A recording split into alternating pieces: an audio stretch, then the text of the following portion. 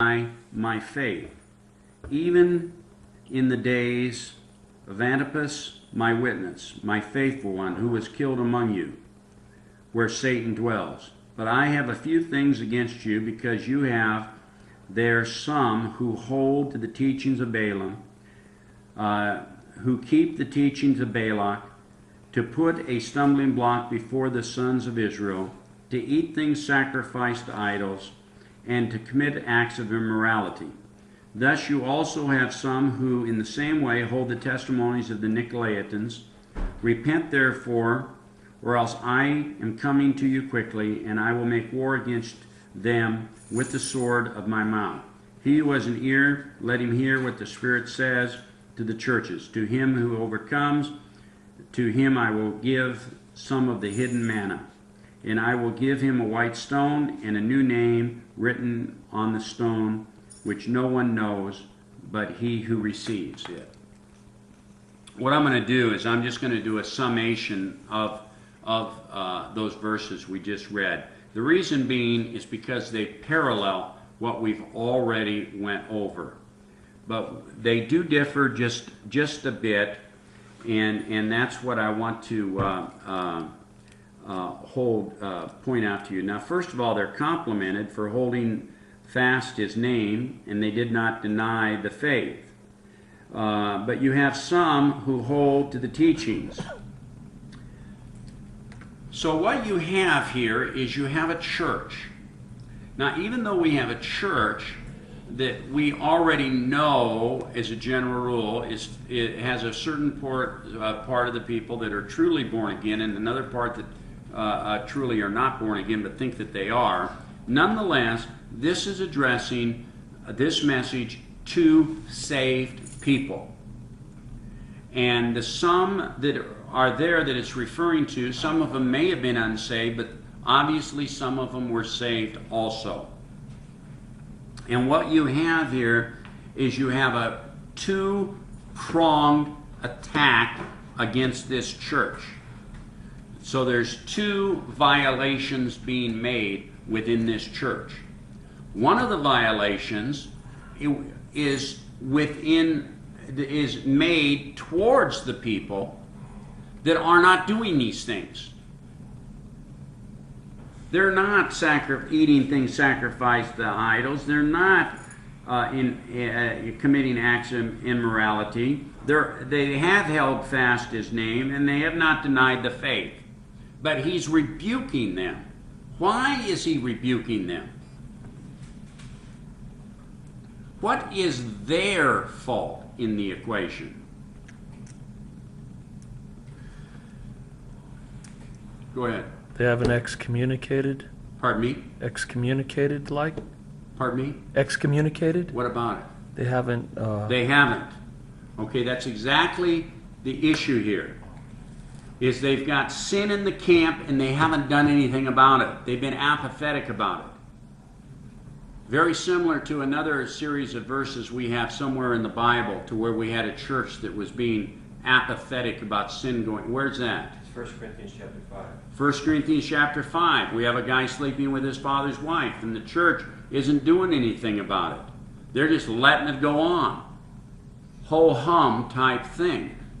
So here you have a community that is bent on idolatry. And you have a community that is everyone in that community is obligated to pay tribute to these false gods. And so some of the people within the local church have found to go the path of least resistance. So in other words, they're in lockstep kind of with what we'd call the world, rather than a division and a separation from the way of the world. And this was typified within their various different feast times that they would have. And so because here you are in that community, and you got the job, and you got your neighbors, you're the Christian, and you just blend in. Just like you're the Christian and you get invited to the drunken party, you know, where a bunch of worldly people are getting drink, and then you start drinking with them, and the next thing you know, you're as drunk as they are. And in this particular case, they had these festivals, and they were these various different idols that they were sacrificing. So the Christian would think, well, I'm going to go in there and I'm going to do a friendship evangelism, and they'd rationalize this situation, and then they'd be eating the food sacrificed to the idols. Now, do we have a verse in the Bible that says that does every verse in the Bible say that we should not eat things that are sacrificed to idols? Do we have any of them that says that we could? Okay, why would it be made an issue here? Why would they make an issue here if we have the opposite going on in some other verses? And I actually am not privy to present those verses to you right now. Why would there be such an issue here? Go ahead. This could cause some people to stumble. This is in the midst of the unbelievers. Okay? We know that we can eat anything we want. There's nothing essentially that we don't have the freedom to eat as Christians. We're not under the law. So we have a great deal of freedom. But when we take that freedom and blend right in with the idolatry, that's the issue. These are things that these people are eating. This is sacrificed idols. It's all based upon idolatry. And you're the Christian. You're going to go in there and right in with them. You know, and that's where the real violation occurs. And that same violation occurs today. There's some things that you may be totally free to do as a Christian. But you go mix yourself in with your Christian testimony and the unbelievers doing that same thing, you become a stumbling block. It becomes a bad, poor testimony. Why does it become a bad, poor testimony? Go ahead. Because they don't see any difference between you and them. Yeah. The unspiritual man does not discern the things of the Spirit. So they do not understand that you may have freedom in the Spirit, and your understanding gives you that freedom. They just look at you as just being like them, and you're a hypocrite calling yourself a Christian. Mm-hmm. You see? And like I said before, I would rather be around a Christian sinning than I would a non-Christian sinning. Because the Christian, I can be around him sinning, and a lot of it's going to go right over his head. There is no sin that I'm going to commit around a non-Christian that he's not going to point it out to me either right there or somewhere down the line. And he doesn't miss any of it. The minute I'm a Christian, that unbeliever does not miss one mistake or error or sin that I do. And they're all categorized, and he will point those out when the time's convenient to me. Nobody is as sensitive to sin as the unbeliever. He's far more sensitive to sin than the believer. And then it says, and they committed acts of immorality. And these again were these festivals, and they go into these temples, and you got these temple prostitutes, and the attitude was by the Christian, well, everybody else is doing it. Just blend right in. Everybody else is doing it, and this is the mentality that they had, and that's oftentimes the mentality of Christians today. And this is the thing that just flat really, really irritates me when Christians and churches want to pattern their ministries and their churches after the world rather than the Scriptures.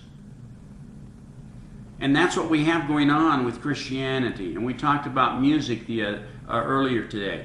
From music to dress to how you conduct your church, how you seek for funds, how you do this, how you do that. Much of it conforms to the world. And that has been incorporated within Christianity all over the place and has short-circuited Christianity, and that's why we have such problems in the world today. It's certainly not because Christians have been acting like they should act. It's because they have been acting like they shouldn't act. They haven't been loving God with all their heart, soul, mind, strength, power, and will. Loving their neighbors as themselves and separating themselves from the world. Do not be conformed to this world, but be transformed by the renewing of your mind. And whatever the law did that caused a separation from the people that were on this earth, that were not Jews and not following the 613 laws, whatever separation occurred, the separation that occurs from following the royal law of love should be far more of a separation than ever occurred through following that was inadequate. And when you have the love of Jesus in your heart, that's why when I got saved, I didn't understand all this stuff, but I'll tell you, my friends did. And my friends didn't want to associate with someone that wasn't drinking. My friends get together and they pass the joint, and I say, no thanks. These are buddies of mine for years. And I say, no thanks. All of a sudden, there's a separation that occurs in our relationship.